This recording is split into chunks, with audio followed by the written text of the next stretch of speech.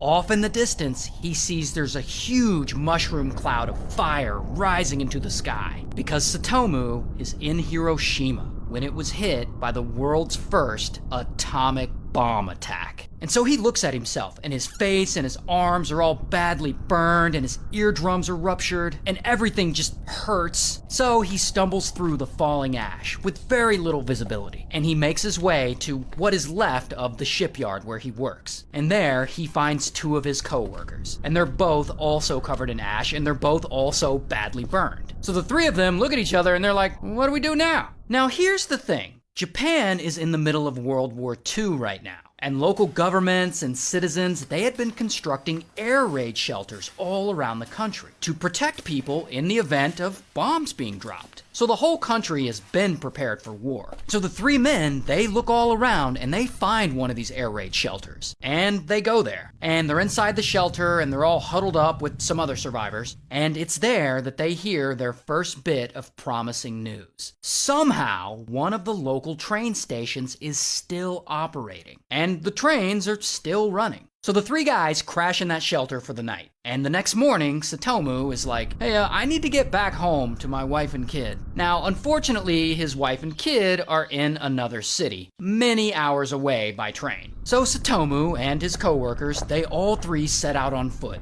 determined to make it to this train station. And they walk all through the city, or what's left of it, and it is an apocalyptic hellscape. Everything is either covered in ash or just straight up on fire. And most of the buildings are just completely decimated, but the absolute worst part is that the streets are littered with charred and melted corpses. So eventually, the three men, they get to a bridge, and they need to cross this bridge to get to the train station. But of course,